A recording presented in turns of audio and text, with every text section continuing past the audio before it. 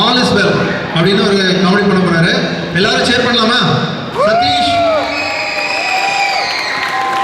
சதீஷ் தண்டவாணி.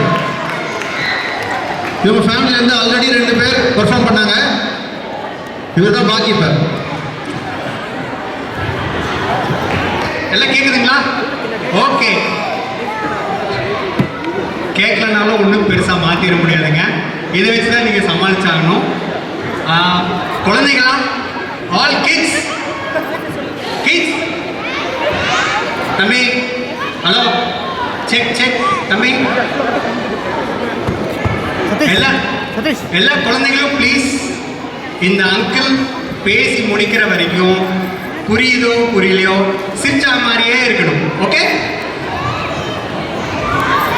இது ஓகே.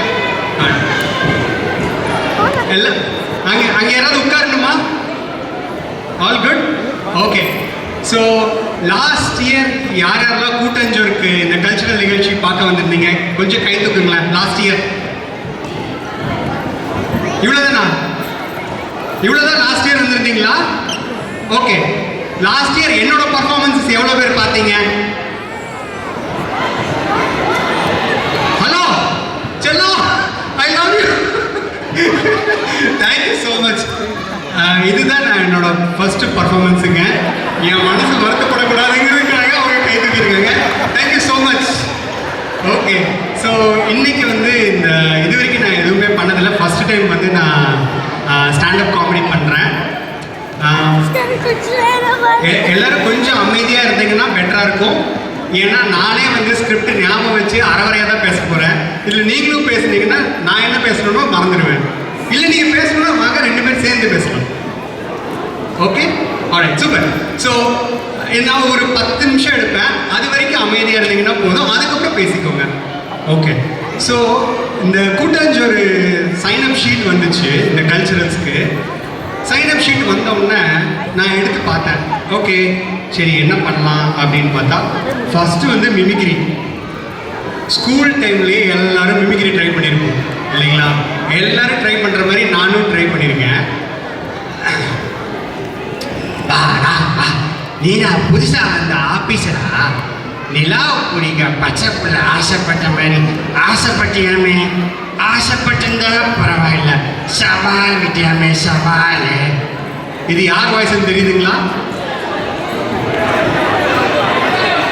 இது ரகுவரனா? சசிகுமாரா? ஹலோ.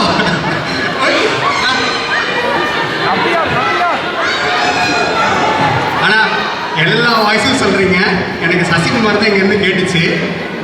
இப்போ பரவாயில்லைங்க, இப்போ ஓரளவு பரவாயில்ல. இதுக்கு முன்னாடி வந்து இது வந்து நம்பியார் வாய்ஸா அப்படின்லாம் கேட்பாங்க. அதனால் நம்மளுக்கு மிமிக்ரி செட் ஆகாது, அது ட்ராப்பு. அடுத்து எடுத்து பார்த்தேன். ஓகே, கூட்டாஞ்சோறு என்ன பண்ணலாம்? நெக்ஸ்ட்டு சிங்கிங்னு பார்த்தோன்னே, சிங்கிங்னு சொன்னோன்னே என் பொண்டாட்டியும் புள்ளியும் மேலே இங்கேயும் பார்க்குறாங்க என்ன நான் போய் பாட போகிறேன். ஆனால் என்னோட மைண்ட் வாய்ஸ் என்னென்னா, நான் போய் கூட்டாஞ்சோறில் பாடி க்ரௌடு கண்ட்ரோல் பண்ண முடியலன்னு வச்சுக்கோங்களேன், அது ரிஸ்க் ஆயிரும் அப்படின்னு சொல்லிட்டு நம்ம நேஷ்னல் இன்ட்ரெஸ்ட்டை கருதி நான் கூட்டாஞ்சோறில் பாடலைங்க. So singing drop. நெக்ஸ்ட்டு பார்த்தா ஓகே ஸ்டாண்டப் காமெடின்னு எனக்கு என்ன தோணுச்சுன்னா, சரி இப்போ தான் ChatGPT இருக்கு இல்லையா, அது கிட்ட சூப்பரு. ஒரு அழகாக ஒரு ஸ்கிரிப்ட் ரெடி பண்ணி கொடுக்க சொன்னால் அது பக்காவாக ரெடி பண்ணிடும். சரி ஓகே, ஸ்டாண்டப் காமெடிக்கு சைன்அப் பண்ணியாச்சு. ஸ்டாண்டப் காமெடி செக்கு, கன்ஃபர்மேஷன் மெசேஜ் கூட வந்துருச்சுங்க. ஓகே, நான் ஸ்டாண்டப் காமெடி பண்ணுறதுக்குன்னு. அதுக்கப்புறம் வந்து ChatGPTயில் போய் ட்ரை பண்ணுறேன். ஓகே, ஒரு அழகான தமிழ் ஸ்கிரிப்டை கொடு அப்படின்னு சொல்லிட்டு கொடுத்தா அது கொடுத்துச்சு பாருங்க ஒரு ஸ்கிரிப்டு. அதை பார்த்து நான் ஷாக் ஆகிட்டேன். இப்போது எனக்கு சூப்பராக ஆயிடுச்சு, என்ன பண்ணுறதுன்னே தெரியல. அதுக்கப்புறம் இப்போ வந்து ஒரு மேட்ரிக்ஸ் படம் பார்த்துருக்கீங்களா? அதில் பார்த்தீங்கன்னா ரெட் பில்லா இல்லை ப்ளூ பில்லா சிச்சுவேஷன். ரெட் பில்லுனா ராஜசேகர் கிட்ட சொல்லிட்டு எஸ்கேப்பு, ப்ளூ பில்னா சொந்த ஸ்கிரிப்டு. இதில் காமெடி என்னென்னா, நான் அந்த ப்ளூ பில் எடுத்தேன்னா நீங்கள் தான் மாத்திரை சாப்பிடணும். ஏன்னா இது வரைக்கும் நான் ஸ்டாண்டப்பே பண்ணதில்லை. ஃபஸ்ட்டு டைம் நான் ஸ்கிரிப்ட் எடுத்து சொந்த ஸ்கிரிப்டில் பண்ண போகிறேன். அதனால் நீங்கள் தான் மாத்திரை சாப்பிடணும். இப்போது நான் பில்லு நான் எடுக்கலை, நீங்கள் தான் எடுத்திருக்கீங்க. ஓகே. இப்போ அப்படியே யோசிச்சேன், சரி ஸ்கிரிப்டு சொந்தமாக தான் எழுதணும், என்ன பண்ணலாம் அப்படின்னு யோசிச்சு பார்த்ததுல எனக்கு வந்து இந்த யாரடி நீ மோகினி படம் பார்த்துருக்கீங்களா? எவ்வளோ பேர் யாரடி நீ மோகினி படம் பார்த்துருக்கீங்க ப்ளீஸ்? ஓகே ப்ரோ, நீங்கள் ப்ரோ படம் பார்த்துருக்கீங்களா? எதுக்கு பார்த்தீங்க அந்த படத்தை, யாரடி நீ மோகினி படத்தை? தனுஷ்காகவா? ஹலோ, அவர் தான் உண்மையை சொன்னார், நயன்தாராக்காக பார்த்துருக்காரு. ஸோ நானும் வந்து யாரடி நீ மூவி படத்தை வந்து நயன்தாராக தான் பார்த்தேன். இட்ஸ் அ பியூட்டிஃபுல் மூவிங்க. அந்த படத்தை பற்றி நான் ஒரு நீல சட்டை போட்டு வந்து இன்னொரு நாள் நான் ரிவ்யூ கொடுக்குறேன். அந்த படத்தில் பார்த்தீங்கன்னா ஜாவா புக்கை படிப்பார். இது அவர் வந்து கம்பெனியில் ஜாயின் பண்ணுவார் ட்ரெயினியாக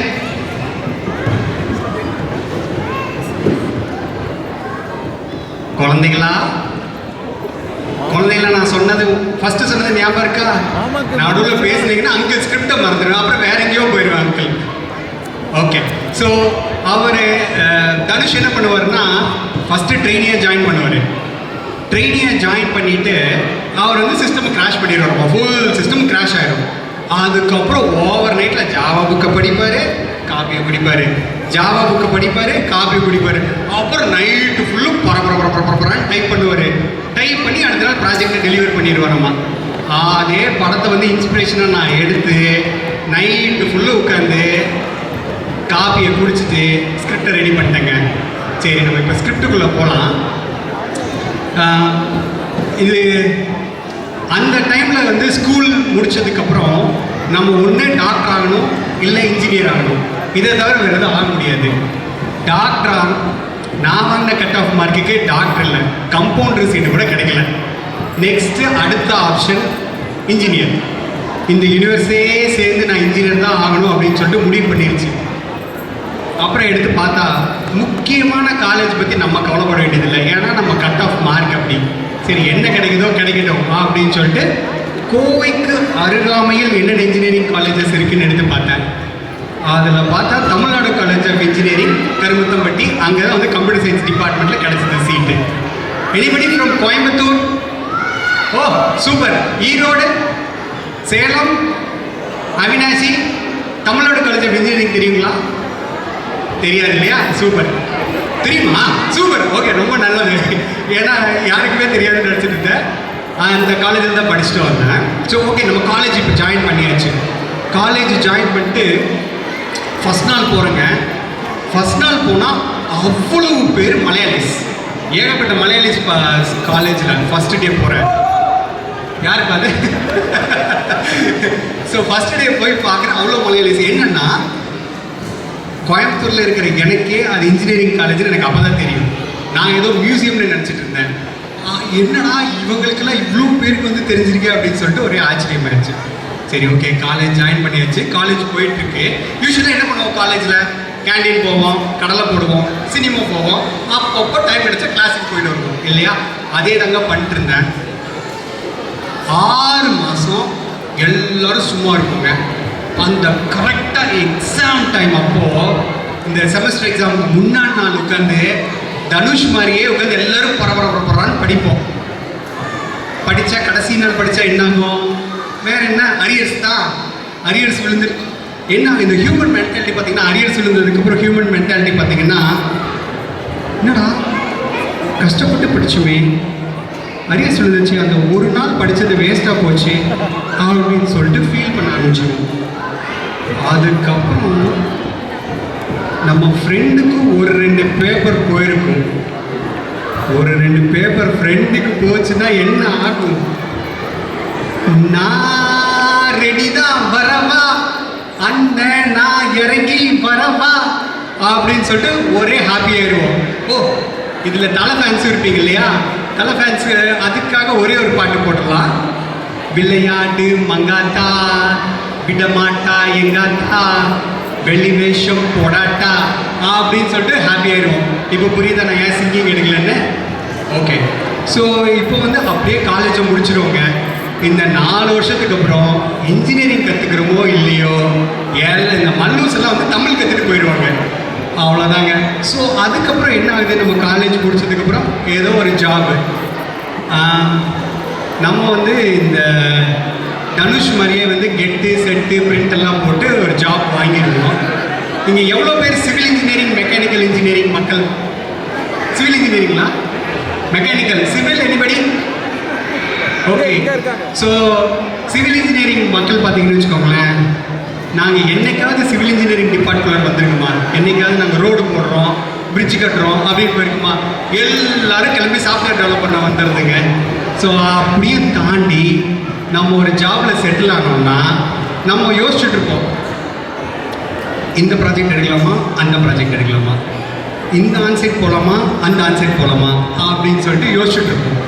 அப்படியே நம்ம வீட்டில் பார்த்தீங்கன்னு வச்சுக்கோங்களேன், இந்த பொண்ணு கொடுக்குற, இந்த பொண்ணை பார்க்கலாமா, அந்த பொண்ணை பார்க்கலாமான்னு வீட்டில் பார்த்துட்டு இருப்பாங்க. அப்போ தான் நம்மளுக்கு தலைவர் சொன்ன டைலாக் ஞாபகம் வரும். இது பாருங்கண்ணா, நீ விரும்புகிற பொண்ணை கல்யாணம் பண்ணுறதை விட உன்னை விரும்புகிற பொண்ணை கல்யாணம் பண்ணால் வாழ்க்கை சந்தோஷமாக இருக்கும் அப்படின்னு சொல்லியிருக்காரு. நான் யோசிச்சு பார்த்தேன், என்னடா நம்மளை தான் எந்த பொண்ணுமே லவ் பண்ணலையே, என்ன பண்ணுறது அப்படின்னு யோசிச்சதில்ல. சரி ஓகே, வீட்டில் சொன்ன பொண்ணு கல்யாணம் பண்ணிக்கலாம் அப்படின்னு சொல்லிட்டு கல்யாணம் பண்ணி வச்சுங்க. கல்யாணம் பண்ணதுக்கப்புறம் தான் வந்து இந்த வாட்ஸ்அப்பில் வந்து முக்கியமான மெசேஜஸ்லாம் வரும்.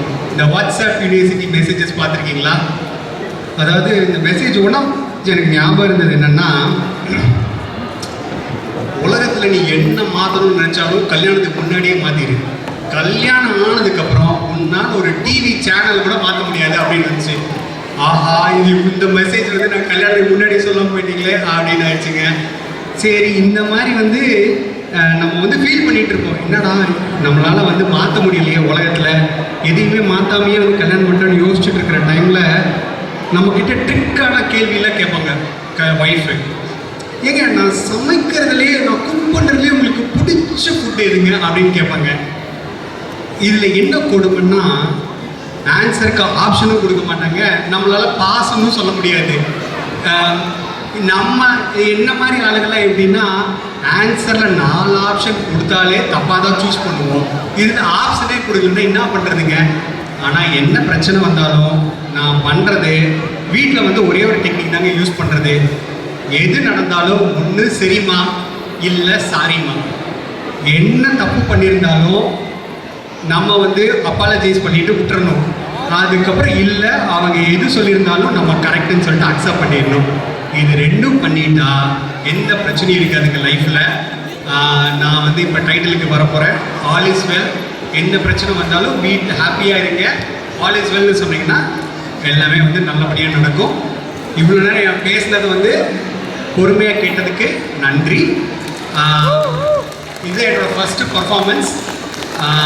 ரொம்ப நேரம் அமைதியாக கேட்டதுக்கு நன்றி. எல்லாருக்கும் பொங்கல் நல்வாழ்த்துக்கள்.